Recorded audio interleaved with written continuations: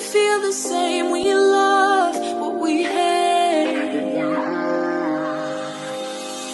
We lie, but we know we can't widen.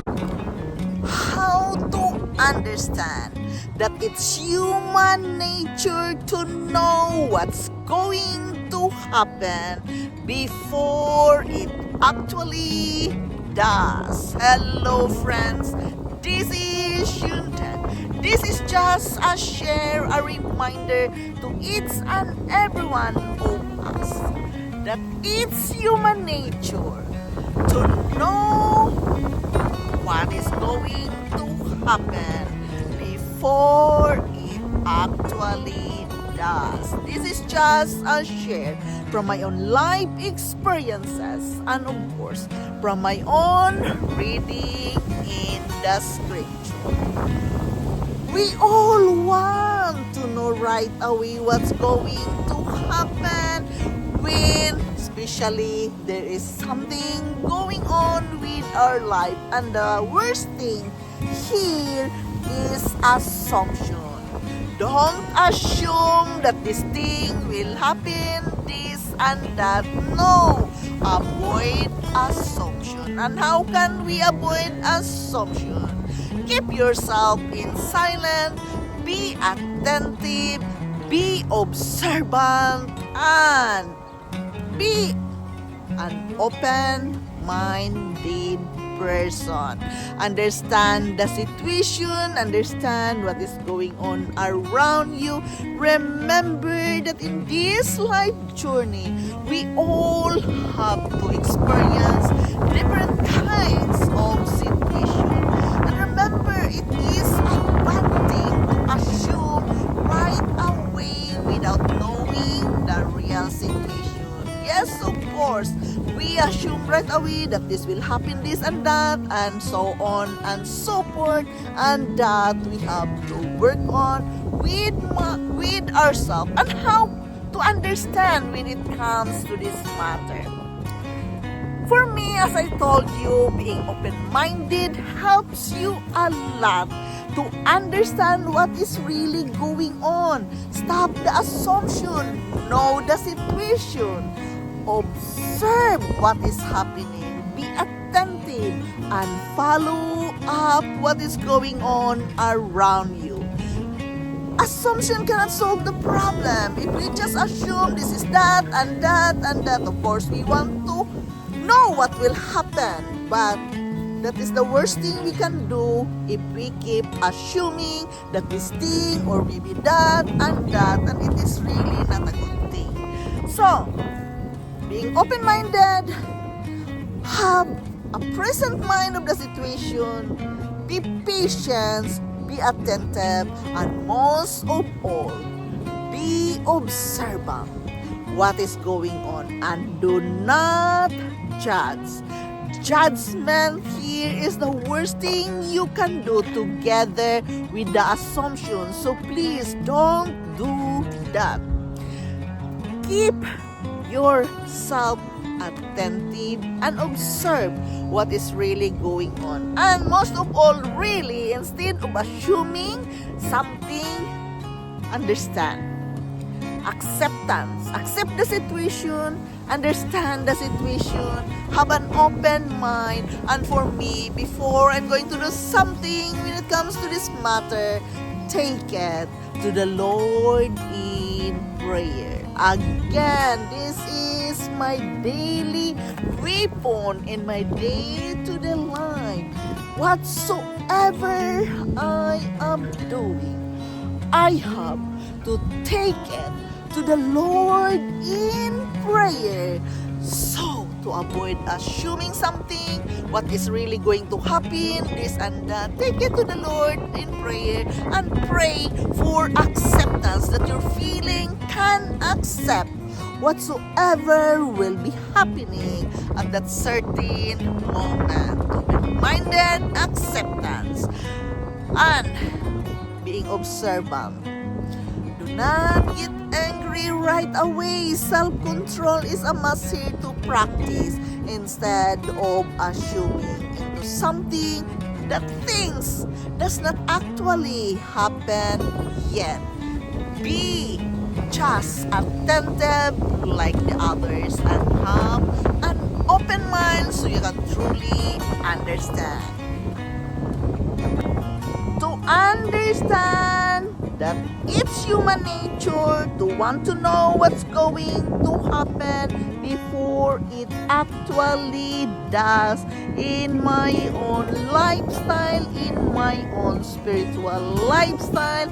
I am taking it to the Lord in prayer, knowing and understanding that God is in full control what is going on in our life. You have to understand that in this life journey, things are happening without our control and it cannot be avoided many times. As what I told you, be open mind, accepting, understanding here is very important. You have to understand that people throughout all time have been intrigued with the future. It's human nature to want to know what's going to happen before it actually does. Some even hire fortune tellers who claim to know the future, but only God knows the future. Because of His great love for His children, He puts blinders on you so that you can't see.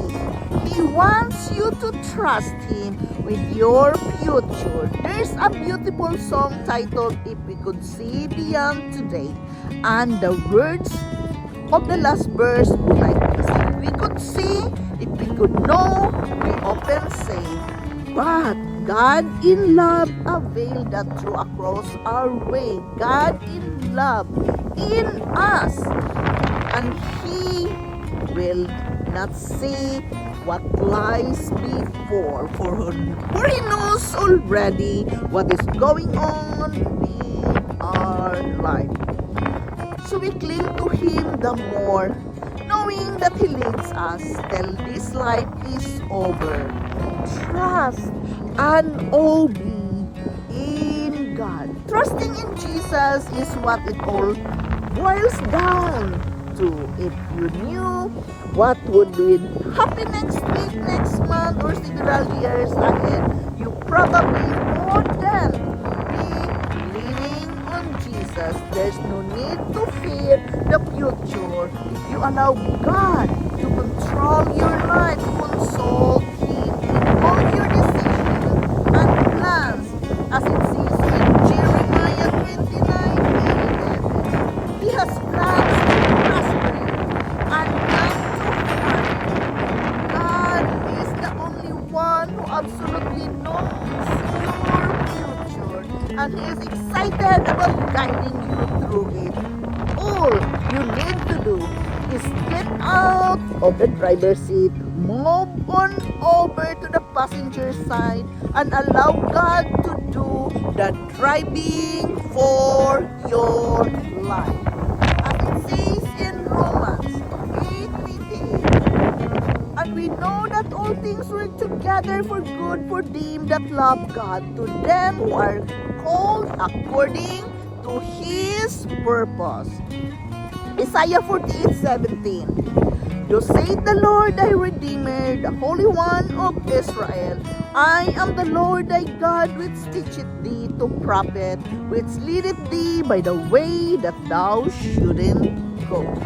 Philippians 2:13. For it is God which worketh in you both to will and to do of His good pleasure. Psalms 23:3. He restored my soul. He leadeth me in the path of righteousness for His name's sake. Isaiah 48:17. I am the Lord your God who teaches you to do will, who leads you in the way you should go. These are the verses I am sharing with you to understand understand that it's human nature to want to know what's going to happen before it actually does. But if we lean on to Jesus, if we trust God, all things will be well with us. I know it's not easy as I am sharing with you different kinds of verses in the scripture, but I am only sharing with you based on my spiritual lifestyle. I'm using the scripture to lead me day by day to understand more about life, to stop assuming, to stop doubting, to stop having that advanced mind can be dangerous for us sometimes. Therefore, we must be aware, be observant, and understanding for all that happening around us. There is a reason, and we must have an open mind to accept and embrace it all.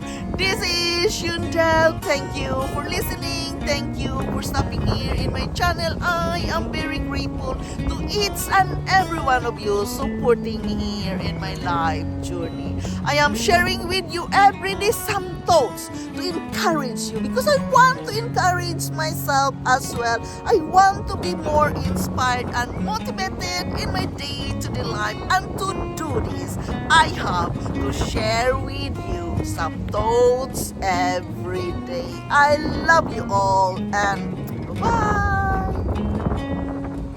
Like we feel the same, we love what we hate.